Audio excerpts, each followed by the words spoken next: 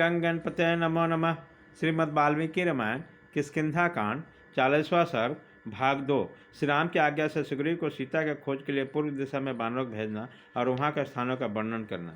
तत्पश्चात पूर्वोक्त दिशा में जाकर तुम इस इच्छू रस से परिपूर्ण समुद्र और उसके द्वीपों को देखोगे, जो बड़े ही भयंकर प्रतीत होते हैं। इस विश्व का समुद्र महाभयंकर है, उसके हवा के वेग से उताल तरंगे उठती रहती है तथा वह गर्जना करता हुआ जान पड़ता है। उस समुद्र में बहुत से असुर निवास करते हैं, वह बहुत दिनों के भूखे होते हैं और छाया पकड़ कर ही प्राणियों को अपने पास खींच लेते हैं। यही उनका नित्य आहार है। उनके लिए ब्रह्मा जी की अनुमति मिल चुकी है। इस सूरज का समुद्र काले मेघ के समान श्याम दिखाई देता है। बड़े बड़े नाग उसके भीतर निवास करते हैं, उनसे बड़ी भारी गर्जना होती है। विशेषता उपाय के साथ तुम महासागर के पार जाकर तुम लाल रंग के जल से भरे हुए लोहित नामक भयंकर समुद्र के तट पर पहुंच जाओ और वह सालमली द्वीप के चिन्हभूत कुट सालमली नामक विशाल वृक्ष का दर्शन करोगे।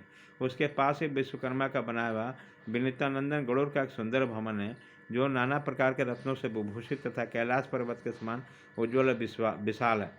उस द्वीप पर पर्वत के समान शरीर वाले भयंकर मंदेह नामक राक्षस निवास करते हैं, जो सूरा समुद्र के मध्यवर्ती शैल शिखरों पर लटकते रहते हैं। वे अनेक प्रकार के रूप धारण करने वाले तथा भयदायक हैं।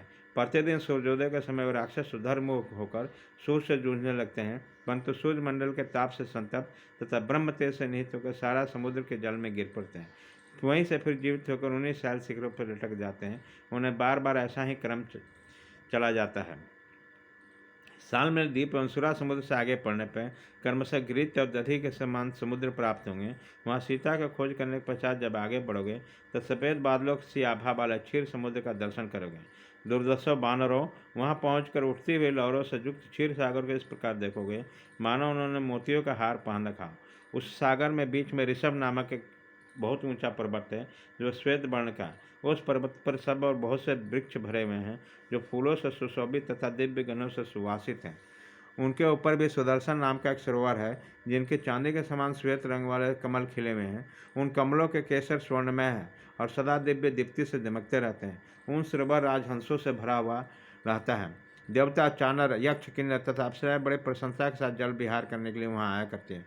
बानरों, क्षीर सागर लाकर जब तुम लोग आगे बढ़ोगे तब वहाँ शीघ्र सुस्वादु जल से भरे हुए समुद्र को देखोगे। वहाँ महासागर समस्त प्राणियों का भय देने वाला है। उसमें ब्रह्मर्षि औरव के कोप से प्रकट हुआ बड़वानुमुख नामक महान तेज विद्यमान है। उस समुद्र में जो चराचर प्राणियों से महान वेगशाली जल है, उसमें बड़वामुख नामक अग्नि का आहार बताया जाता है। वहाँ जो वडमनल प्रकट हुआ, उसे देखकर पतन के भय से चीखते चिल्लाते हुए समुद्र निवासी असमर्थ प्राणियों का आर्तनाद निरंतर सुनाई देता है। स्वादिष्ट जल से भरे हुए समुद्र के उत्तर 13 योजन पर दूरी पर स्वर्णमय शिलाओं से सुशोभित कनक की कामनी कांति धारण करने वाले एक बहुत बड़ा ऊंचा पर्वत है। बानरों, उसके शिखर पर इस पृथ्वी को धारण करने वाले भगवान अनंत बैठे दिखाई देंगे। उनका श्री विग्रह चंद्रमा का समान गौड़मण का है। वह सर्व जाति के हैं, परंतु उनका स्वरूप देवताओं के तुल्य है।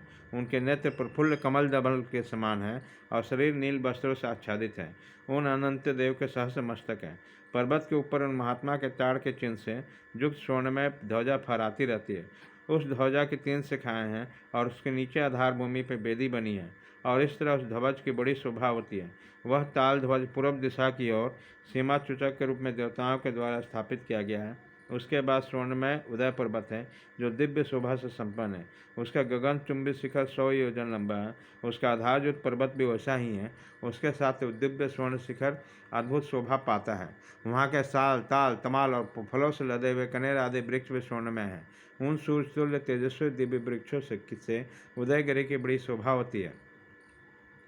उस 100 योजन लंबे उदयगिरी के शिखर पर एक सोमनस नामक स्वर्णमय शिखर है, जिनकी चौड़ाई 1 योजन और ऊंचाई 10 योजन है। पूर्व काल में वामन अवतार के समय पुरुषोत्तम भगवान विष्णु ने अपना पहला पैर उस सोमनस नामक शिखर पर रखा, दूसरा पैर मेरू पर्वत के शिखर पर रखा था। सूर्यदेव से उत्तर से घूमकर जम्बूद्वीप की परिक्रमा करते हुए अत्यंत ऊंचे सोमनस नामक शिखर आकर स्थित होते हैं। उस जम्बूद्वीप निवासियों को उनका अधिक स्पष्टता के साथ दर्शन होता है। उस सोमनस नामक शिखर पर वैशानस महात्मा महर्षि बाल खिल्लेगन प्रकाशित होते देखे जाते हैं, जो सूर्य के समान कांतिमान और तपस्वी हैं।